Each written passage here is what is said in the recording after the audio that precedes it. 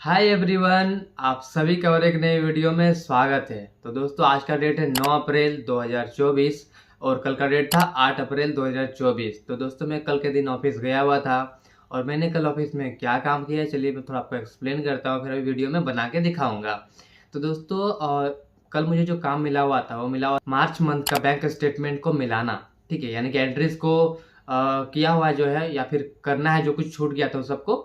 तो आखिर क्या क्या चीज़ मैंने काम किया है, चलिए मैं आपको दिखाता हूँ। और इससे बहुत सारी चीज़ें मैं आपको बताने वाला हूँ बैंक स्टेटमेंट से रिलेटेड में। तो वीडियो को लास्ट तक देखिए, आपको बहुत कुछ सीखने को मिलेगा। तो देखिए, किसी भी बैंक स्टेटमेंट का बहुत सारे पेजेस में होता है, डिपेंड करता है कि नंबर ऑफ ट्रांजेक्शन्स कितना है। तो मेरे केस में देखिए बहुत सारा पेज था, बट उसमें से मैंने यहाँ पे रैंडमली 3 पेज को लिया हुआ है। ठीक है, क्यों लिया हुआ है देखिए, क्योंकि ये एक रियल लाइफ का जो है बैंक स्टेटमेंट है, जो मैं मेरे कंपनी का प्राइवेसी के लिए जो है सब कुछ हाइड कर दिया हूँ। बस आपको समझने के लिए मैं चीज़ों को रखा हुआ हूँ, ताकि आपको बिल्कुल अच्छे से समझ में भी आ जाएगा और कंपनी का प्राइवेसी भी मेंटेन रहेगा। ठीक है, और जनरली मैं क्या करता हूँ देखिए, जो इसमें लास्ट पेज होता है, देखिए मैंने यहाँ पे फर्स्ट पेज को लिया हुआ है, फोर्थ पेज को लिया हुआ है और लास्ट पेज को लिया हुआ है। ठीक है, तो मैं यहाँ लास्ट पेज को पहले ओपन करता हूँ। अब देखिए, थोड़ा जूम करता हूँ। देखिए, इसमें जो सबसे मेन चीज़ होता है देखने वाला, देखिए इसमें होता है यहाँ पे ओपनिंग बैलेंस। ठीक है, ओपनिंग बैलेंस सबसे मेन होता है, आपको ये वाला ध्यान देना है। अब देखिए, ओपनिंग बैलेंस होता क्या है, जैसे कि आप लोग देख रहे हैं, ये जो स्टेटमेंट है 1 मार्च से लेके 31 मार्च 2024 तक का है। ठीक है, तो ये जो ओपनिंग बैलेंस बताया जा रहा है, ये बताया जा रहा है कि फरवरी महीने का जो क्लोजिंग बैलेंस है ना, वो नेक्स्ट महीने का बन जाएगा ओपनिंग बैलेंस। जैसे कि ये भी यहाँ पे देख सकते हैं, क्लोजिंग बैलेंस बताया जा रहा है इतना। ठीक है, तो ये जो है मार्च महीने के, यानी कि 31 मार्च तक जो है इसका क्लोजिंग बैलेंस इतना बचा है, यानी कि बैंक स्टेटमेंट में इतना रुपए बचा हुआ है इस तारीख तक। ठीक है, उसके बाद से ये जो क्लोजिंग बैलेंस है, यानी कि 31 मार्च, यानी कि नेक्स्ट अप्रैल महीना में 1 अप्रैल को जो है यही क्लोजिंग बैलेंस बन जाएगा ओपनिंग बैलेंस। ठीक है, आई होप आप समझ गए होंगे क्लोजिंग बैलेंस क्या होता है, ओपनिंग बैलेंस क्या होता है। तो सबसे पहले देखिए, यहाँ पे ओपनिंग बैलेंस जो है, इसको पहले आपको चेक करना होता है कि फरवरी मंथ जो है, यानी कि ये जो मार्च है, इसके पहले महीने का जो क्लोजिंग बैलेंस इतना रुपए है या नहीं है। ठीक है, पहले आपको वो चेक करना है, क्योंकि अगर ये मैच कर गया तो आपका आगे जब एंट्री करेंगे तो वो सब भी डेफिनेटली मैच करेगा। ओके, चलिए ये चीज़ आप समझ गए, चलिए इसको हटाते हैं। अब आप लेके आता हूँ मैं आपको फर्स्ट पेज में। ये देखिए, ये फर्स्ट पेज है और यहाँ पे देखिए कंपनी का डिटेल होता है, तो मैंने प्राइवेसी के लिए सब कुछ हाइड कर दिया हुआ है। और देखिए, ये जो स्टेटमेंट है वो 1 मार्च से लेके 31 मार्च तक का है। अब देखिए, इसमें समझने वाली चीज़ें क्या क्या है। तो देखिए, किसी भी बैंक स्टेटमेंट में देखने वाली चीज़ें क्या क्या होती है। देखिए, सबसे पहले है डेट, कि आपको डेट को चेक करना है कि ट्रांजेक्शन आखिर किस डेट में हुआ है। नेक्स्ट है नरेशन, तो आखिर इसका इससे ये डिफाइन होता है कि आखिर आपके पास देखिए, जैसे कि यहाँ पे पैसा आया हुआ है, देख सकते हैं डिपॉजिट हुआ है। ठीक है, तो ये जो डिपॉजिट हुआ है वो किसने डिपॉजिट किया हुआ है, वो पैसा कहाँ से आया हुआ है, तो वो सब चीज़ आपको यहाँ पे लिखा हुआ मिलेगा। वैसे ही अगर आपने किसी को पेमेंट किया, जैसे कि देख सकते हैं यहाँ पे ये पेमेंट का एंट्री है, देखिए यहाँ पर। तो ये पेमेंट हुआ है, तो आखिर पेमेंट हमने किसको किया, तो यहाँ पे वो सब चीज़ें लिखा होता है, देखिए। ठीक है, अगर आपको समझ में नहीं आएगा, सपोज इसमें से ऐसा कोई एंट्री है जो कि आपको समझ में नहीं आ रहा है कि ये जो पैसा कहाँ से आया, या फिर आपने पेमेंट किया तो किसको पेमेंट किया, तो क्योंकि ये स्टेटमेंट आपको मंथ में एक ही बार मिलता है, या फिर डिपेंड करता है आपकी कंपनी के ऊपर कि आपको स्टेटमेंट कितना बार प्रोवाइड करवाती है कंपनी। तो वहाँ से आपको फिर पूछना पड़ेगा कि आपने किसको पेमेंट किया था बताइए, या फिर वो पेमेंट कहाँ से आया था वो बताइए। तो इसमें से जब आप एंट्री करेंगे तो आप बार बार तो पूछेंगे नहीं जाके, जैसे कि सपोज इस एंट्री में आपको अब 5-10 ऐसे जो है समझ में नहीं आ रहा, तो आप बार बार जाके तो पूछेंगे नहीं। तो आपको सिंपल क्या करना है, और जो भी समझ में नहीं आएगा उसको सस्पेंस अकाउंट में डाल देना है।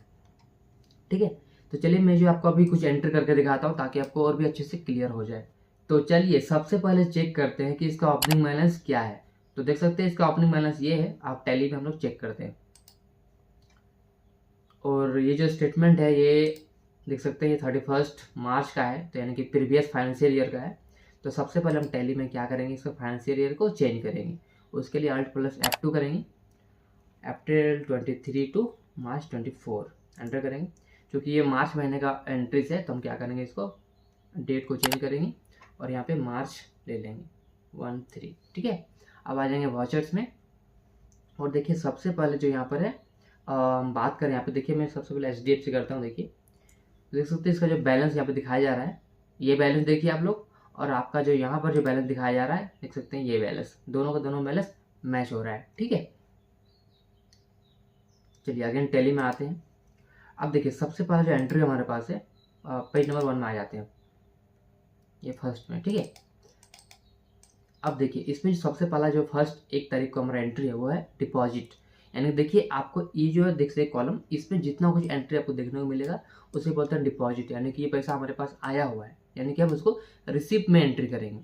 और यहाँ पर देखिए विड्रॉल अमाउंट है, यानी कि ये जो है हमने पेमेंट किया हुआ है, इसका एंट्री आपको पेमेंट में करना है, ठीक है। और देखिए यहाँ पर बहुत सारे लोगों के मन में कंफ्यूजन होता है कि आखिर हम पेमेंट में एंट्री करेंगे कि रिसिप्ट में एंट्री करेंगे।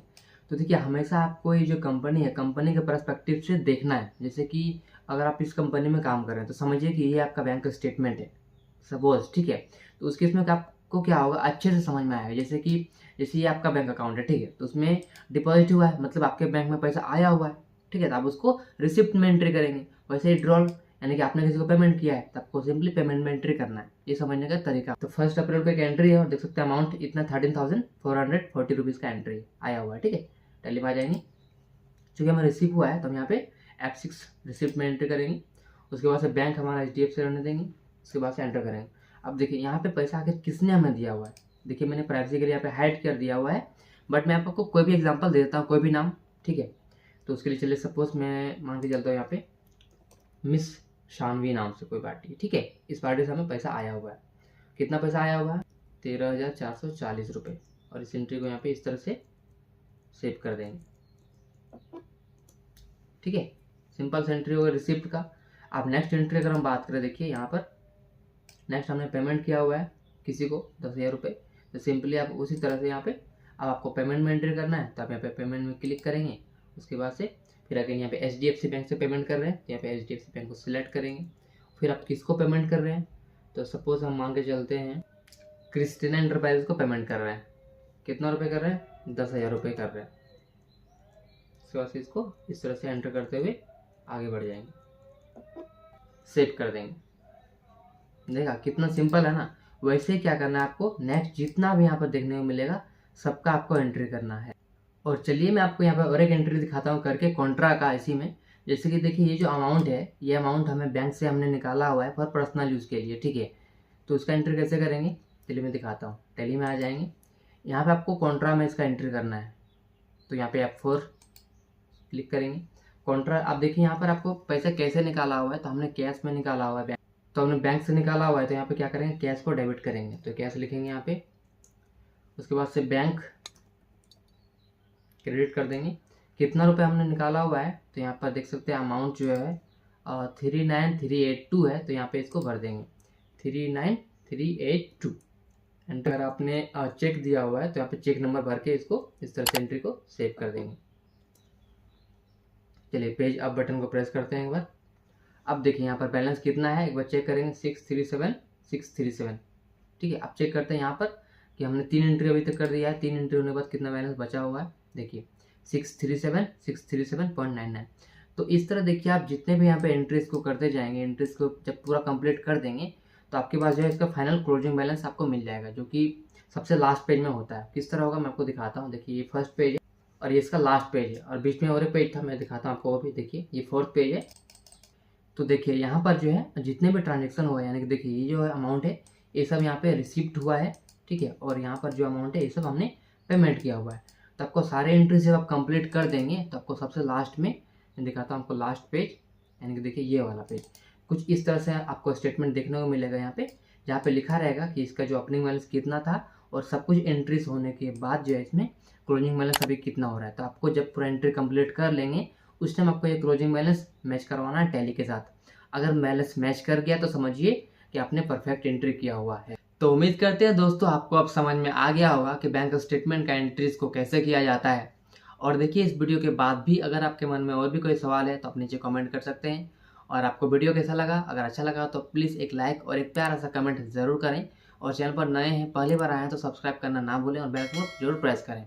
वीडियो यहाँ तक देखने के लिए बहुत बहुत धन्यवाद।